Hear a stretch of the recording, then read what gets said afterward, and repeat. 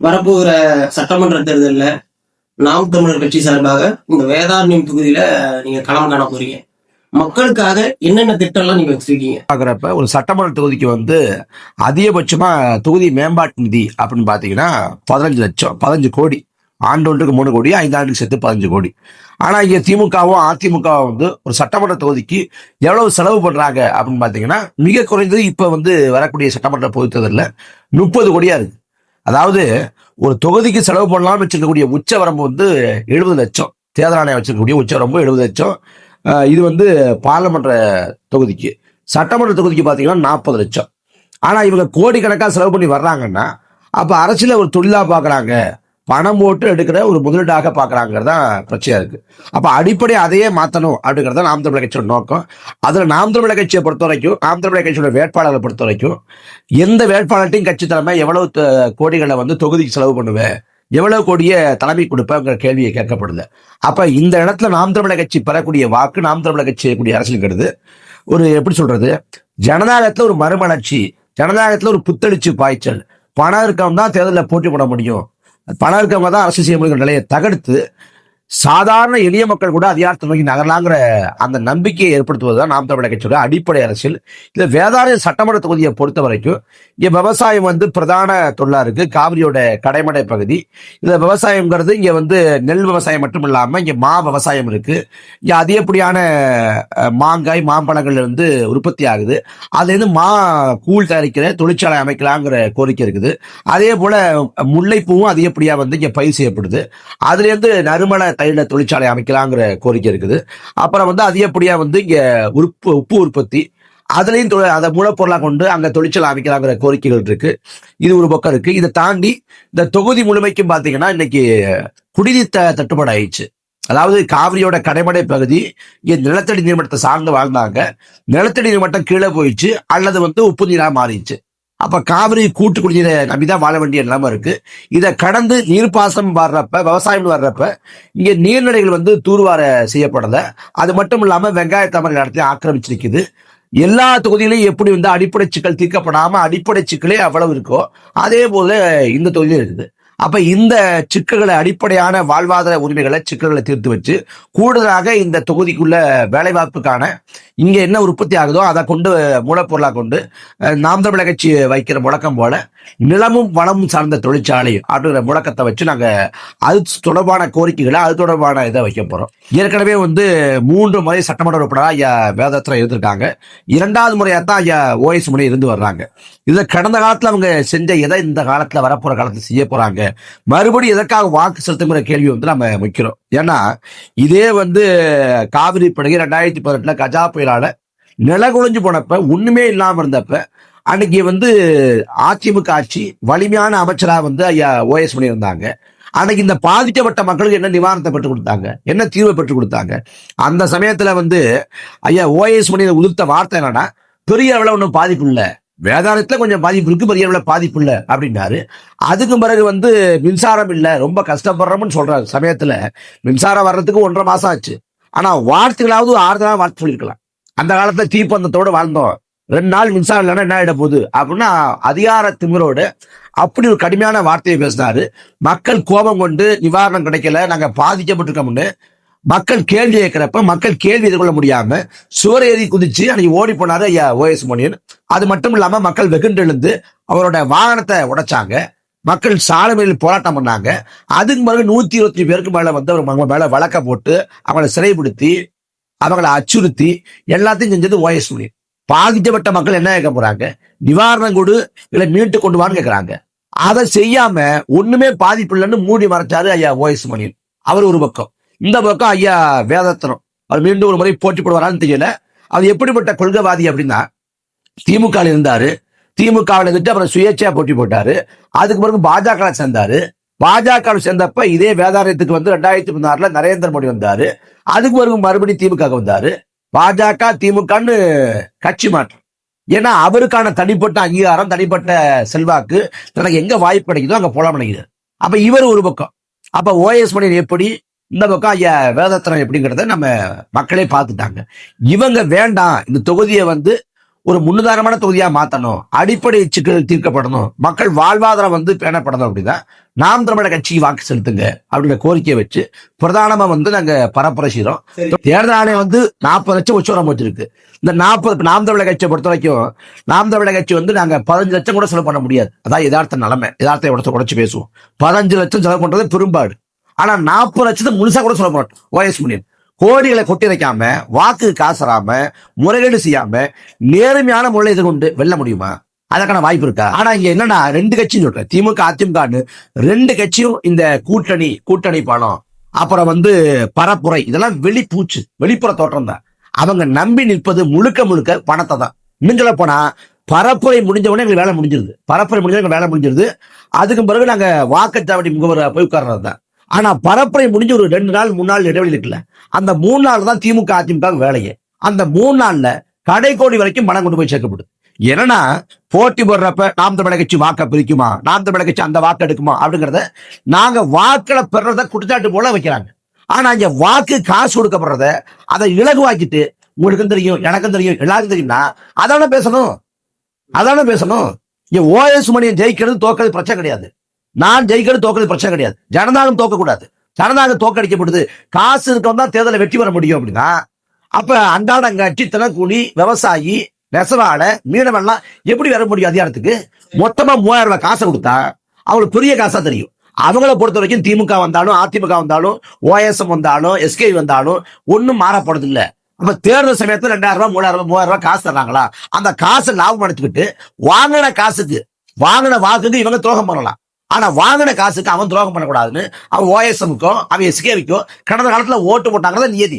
அப்ப நீங்க என்ன தொழிற்சி பேசோம்னா நேர்மையா நிக்கிறாங்களா, நீங்க சொன்ன கள தளபதிகள் தளக்கர்த்தாக்கள் அவங்கள வச்சு நேர்மையா எதிர்கொண்டு ஒரு கருத்தில வச்சு கடந்த காலத்துல என்னென்ன பண்ணுங்கிறத சொல்லி அப்படி எதிர்கொண்டு வெல்லட்டும் நாங்க வரவேற்கிறோம். அப்படி வெல்லுவாங்களா? நீங்க சொல்ற ஆட்கள் எதுக்கு பயன்படுத்தப்படுவாங்க? எந்த பகுதியில எவ்வளவு ஆட்கள் இருக்கிறாங்க, எவ்வளவு காசு தரப்படும், அதுதான் பயன்படுத்தப்படுவாங்க. எனக்கு செல்வாக்கே இல்லை, நான் வெளிப்படையா சொல்றேன், எனக்கு செல்வாக்கு இல்லைன்னு வச்சுக்கோ.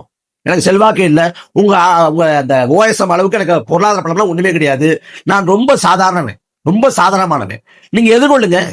நீங்க வந்து கடந்த காலத்துல ஓஎஸ் மணி என்ன பண்ணாருன்னு பேசுங்க, பரப்புரை பண்ணுங்க, நேர்மையை எதிர்கொண்டு வெற்றி காட்டுங்க. நீங்க என்ன பண்ணாலும் கடைசியா பணத்தான நிட்ட போறீங்க. பெரியார் மண் அப்படின்னு என்ன பண்ணாலும் பேசலாம், கடைசியா காந்தி தாத்தா தான் உங்களுக்கு பயன்படுவார். அப்ப என்ன செல்வாக்கு இருக்கு, என்ன படைபலம் இருக்கு?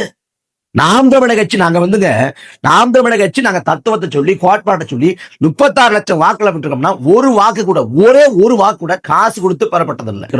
எங்களுக்கு கலக்கம் இல்ல. கலக்கங்கிறது ஐயா ஓஎஸ் மணிக்கு இருக்கலாம், இல்ல வந்து எஸ்கேவிக்கோ அல்லது வேற யாராவது திமுக வேட்பாளராக போட்டி போடுவாங்கன்னா அவங்களுக்கு இருக்கலாம், எங்களுக்கு இல்ல. நாங்க வந்து பெரிய ஆன்ம பலத்தோட பெரிய நெஞ்சுரத்தோட திமிரோட தான் களத்துக்கு போறோம். இதுல இந்த ஜனதா அபிப்புரையில நாம எடப்பாடியை தெரிவிச்சிடலாம், நாம வந்து ஸ்டாலினை தெரிவிச்சிடலாம், ஓஎஸ் மணியை தெரிவிச்சிடலாம். தேர்வு செஞ்சு அவங்க சட்டமன்ற உறுப்பினராக முதலமைச்சராக மாறின பிறகு அடுத்த ஒரு வாரத்துல அவங்க தமிழ்நாடு முழுக்க 100கணக்கான பேரை என்கவுண்டர்ல சுட்டு கொன்னா கூட அந்த ஆட்சியை நான் திரும்ப பெற முடியாது. நான் கொடுத்த வாக்கை திரும்ப பெற முடியாது. அது ஒருபோதும் திரும்ப பெற முடியாது. ஒரு முறை வாக்கு செலுத்தினா 5 ஆண்டுக்கு அதுதான் தரையில. அப்ப இந்த முறையை வந்து எப்படி மாற்ற முடியும்? அப்ப நாம மாற்றத்துக்கு ஒரே வாய்ப்பு, நாம அந்த இடத்துக்கு போகணும். சட்டமன்ற உறுப்பினராக, பார்லிமெண்ட் உறுப்பினராக நாம் மாறணும். அப்ப இந்த அமைப்பு முறை தவறா இருக்கு. இன்னைக்கு ஊடகங்கள் வந்து ஒரு பக்க சர்வோடு இயங்குது, அவங்க அறத்தோடு செயல்படல தெரியுது. அப்ப அந்த ஊடகத்துக்குள்ள கிடைக்கக்கூடிய அந்த இடைவெளிக்குள்ள போய்கிட்டு தான் நான் பேசுறேன். அதே போல இந்த அதிகாரத்தை மாத்தணும், ஆட்சியை மாத்தணும், அமைப்பை மாத்தணும்னா அதுக்கும் இது வழியாத்தான் போய் மாற்ற முடியும். கீழே ஒரு பொதுமக்களா இருந்து நாம் மாற்ற முடியாது. இத்தனை ஆண்டுகள் அவங்களுடைய இந்த அரசியல் பயணம், அரசியல் போராட்டத்துல ஒரு குறிப்பிட்ட சதவீத மாற்றத்தை நாம் தமிழர் கட்சி உருவாக்கி இருக்குன்னு நீங்க நினைக்கிறீங்களா? அதாவது பணம் இருந்தாதான் தேர்தலில் போட்டி போட முடியும்னு ஒரு நிலைமை இருந்துச்சு. அந்த நிலையை தகர்த்து பணம் இல்லா கூட போட்டி போடலாங்கிற நிலையை உருவாக்குனது நாம் தமிழர் கட்சி. மற்ற கட்சிகளில் வந்து வேட்பாளர்கள்ட்ட கட்சி தலைமை காசு வைக்கும். நாம் தமிழர் கட்சி பொறுத்த வரைக்கும் கட்சி தலைமையிட்ட வேட்பாளர்கள் வந்து தொகுதி செலவுக்கு அதை காசு கொடுங்க அப்படின்னு கேட்குறாங்க. அதான் நிலைமை. புதிதாக அந்த சட்டமன்ற தேர்தல் எதிர்ப்புள்ள இருக்கிற புதியதாக தொடங்கப்பட்ட கட்சி தமிழக வெற்றி கழகம், அது வந்து உங்களுடைய வாக்கு வங்கியை ஏதாவது பாதிக்கும்னு நீங்க நினைக்கிறீங்க? இந்த தாவேகாவால யாருக்கு பாதிப்பு 26 தேர்தல் கேட்டீங்கன்னா ஒரே ஒருத்தர் தான் பாதிப்பு, அது விஜய்க்கு தான். தாவேகாங்கிற கட்சி அவங்க வந்து இருக்க போறது இந்த ஒரு தேர்தல் தான். அடுத்த 5 ஆண்டு காலம் கட்சி இருக்காது. சிரஞ்சீவி கட்சி தொடங்குறப்ப 10 லட்சம் பேர் கொண்டாங்க. இப்ப வந்து ஒரு கொள்கை தலைவர்கள்னு 5 பேரை சொல்றாரு. ஆஹ், பெரியார் ஈவரா, அண்ணல் அம்பேத்கர், அஞ்சலி அம்மாள், வேல்நாச்சியர், காமராசர். அந்த பக்கம் சிரஞ்சீவி கட்சி தொடங்குறப்ப அவரும் 4 பேரை சொன்னார்.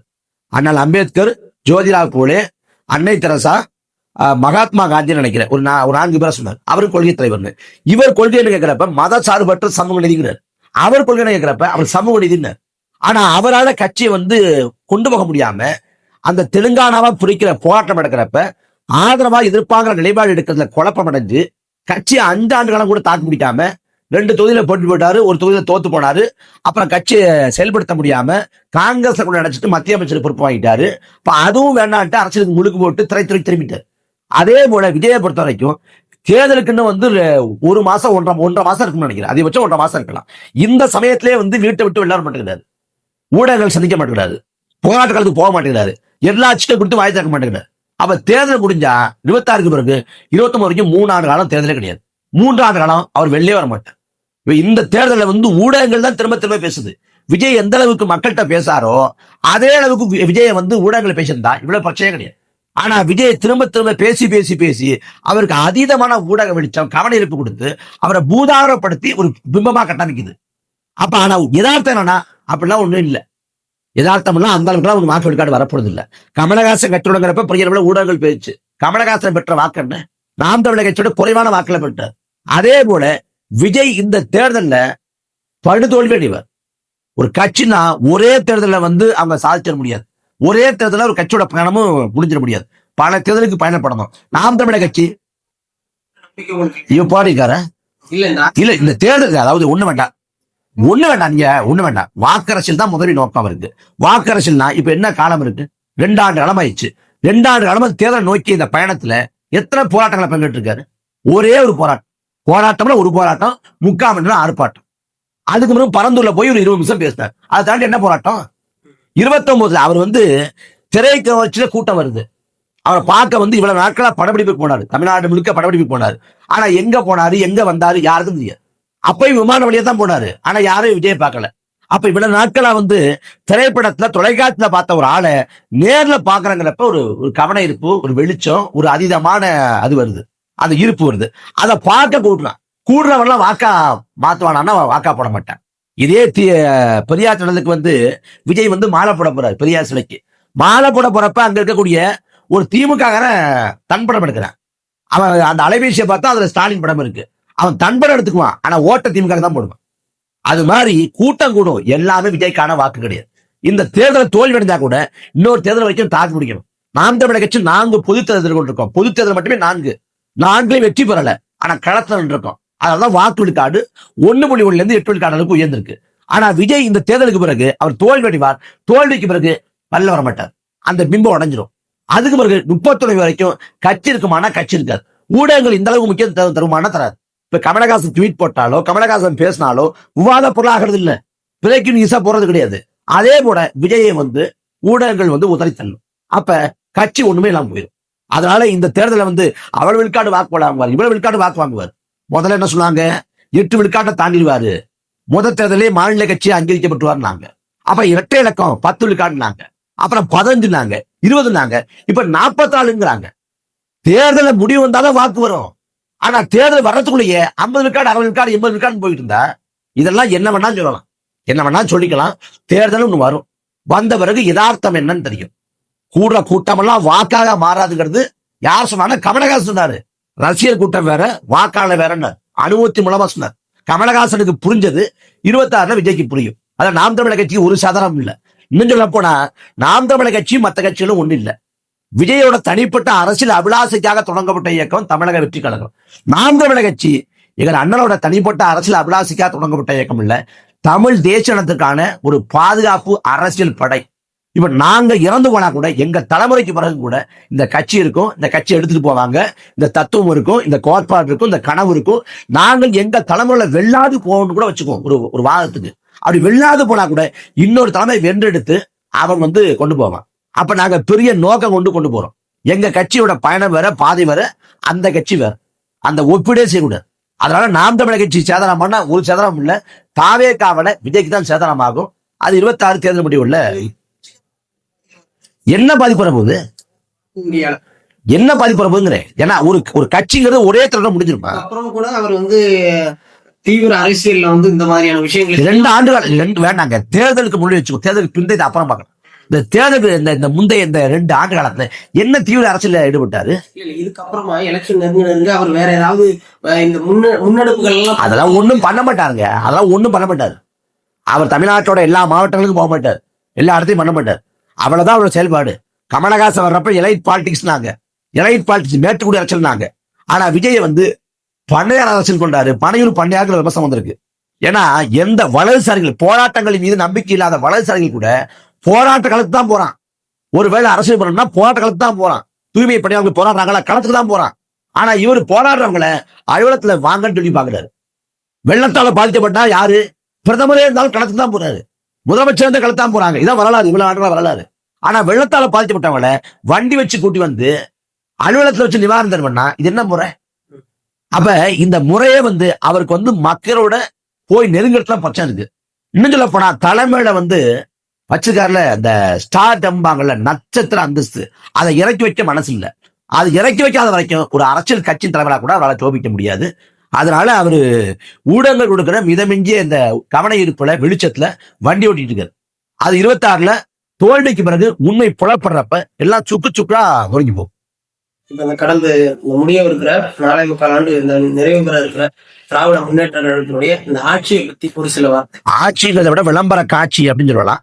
அதிமுக ஆட்சியோட கொடூரங்களுக்கு கொடுமைகளுக்கு மாற்றம் சொல்லிதான் திமுக வந்துச்சு, விடியல் ஆட்சின்னு வர்ணிச்சாங்க. ஆனா அதிமுக ஆட்சி காலத்துல எதுவெல்லாம் சத்தமாக நடந்ததோ அதுவெல்லாம் திமுக ஆட்சியில சத்தம் இல்லாம நடக்குது. ஒண்ணுமில்லாத விஷயத்தை பூரா ஊதி பெருசாக்கி திமுக பெரிய சாதனை பண்ணது போல திட்டமிட்டு ஒரு பிம்பமும் ஒரு ஊடக கட்டமைப்பும் செய்யப்படுது. அதை தாண்டி இந்த ஆட்சியில ஒண்ணும் இல்ல. தூய்மை பணியாளர்கள் போராடுறாங்க, செவிலியர்கள் போராடுறாங்க, மருத்துவ பணியாளர்கள் போராடுறாங்க, போக்குவரத்து ஊழியர்கள் போராடுறாங்க, ஆசிரியர் பெருமக்கள் போராடுறாங்க. ஆசிரியர் பெருமக்கள் ஒரு ஆசிரியர் தற்கொலை பண்ணி சாகுறாரு, தூய்மை பணியாளர்கள் அவங்க போராடுறாங்க, அதுல ஒருத்தர் இறந்து போறாரு. இப்படி அடித்தட்டி விளிமணியில் இருக்கக்கூடிய மக்கள் எல்லாம் போராடி அவங்க சாகுறாங்க. ஆனா அரசு நல்லாட்சி கொடுக்குதுன்னா விளிமணிலை மக்களை போராட விட்டுட்டு அவங்களோட நியாயமான கோரிக்கை கூட நிறைவேற்ற மாட்டேன்னு அடாவடித்தனம் பண்ணிவிட்டு நான் கார்ல் மார்க்ஸ் செலவைக்கிறேன் அப்படின்னா இதெல்லாம் அயோக்கியம் இல்லையா? அப்ப இது முழுக்க முழுக்க வெறும் பிம்ப கட்டமைப்புல இந்த வண்டி ஓடிக்கொண்டிருக்கு. மற்றபடி இந்த ஆட்சிங்கிறது மக்கள் விரோத ஆட்சியோட தொடர்ச்சி நீட்சி, அதிமுக ஆட்சியோட நீட்சி தொடர்ச்சி. அதை தாண்டி ஒண்ணு சொல்றதுக்கு இல்லை. வெறும் வாக்கு அரசியலை மையப்படுத்தி தேர்தல் சமயத்துல மடிக்கணினி வழங்கப்படுது. போன ஆண்டு பொங்கல் வந்துச்சு, ஏன் பொங்கலுக்கு 3000 ரூபாய் காசு தரல? ஏன்னா போன ஆண்டு பொங்கல் மட்டும் வந்துச்சு, ஆனா இந்த ஆண்டு பொங்கலோட சேர்த்து தேர்தலும் வருது, அதனால 3000 ரூபாய் காசு வருது. இப்ப 2 கட்சியும் வாக்கு அரசியலை மையப்படுத்தி நகருது. அதற்கான சான்றுதான் இப்ப திமுகவோட வாக்கு வங்கிங்கிறது அதிமுக மீதான வெறுப்பு, அதிமுக வாக்கு வங்கிங்கிறது திமுக மீதான வெறுப்பு. நாம் தமிழர் கட்சி ஆட்சி அமைக்கும், அரசமைக்கும். அந்த அரசமைக்கிறப்போ அந்த ஆட்சி எப்போ இருக்கு என்பதற்கான ஒரு வரைவறிக்கை தான் அது. அந்த வரைவறிக்கை 2016 நம்ம கொடுத்துட்டோம். அதோட நீட்சியாக அதை செழிவுபடுத்தப்பட்ட வடிவமாக மறுபடியும் அதை மேம்படுத்தி கொடுக்க இருக்கும். அதுல இந்த ஆட்சி நிர்வாகம் எப்படி இருக்கு என்பதற்கான அடுக்க இருக்கும். தலைநகரங்களை நாங்க பரவலாக்குவோம், தண்ணீரை சந்தைப்படுத்துவதை தடை செய்வோம், பிளாஸ்டிக்கை ஒழிப்போம், ஆடு மாடு வளர்ப்பை அதை மையப்படுத்தி பொருளாதாரத்தை கட்டமைப்போம், விவசாயத்தை தேசிய தொழிலா மாற்றுவோம், விவசாயிகளுக்கு ஓய்வூதியம் தருவோம் அப்படின்னு பல திட்டங்கள் இருக்கு. நிலமும் வளமும் சார்ந்த தொழிற்சாலை அமைப்போம், இந்த நிலத்துக்கு கேடு விளைவிக்கக்கூடிய தொழிற்சாலைகளை அப்புறப்படுத்துவோம், இப்படி பல புரட்சிகரமான திட்டம் இருக்கு.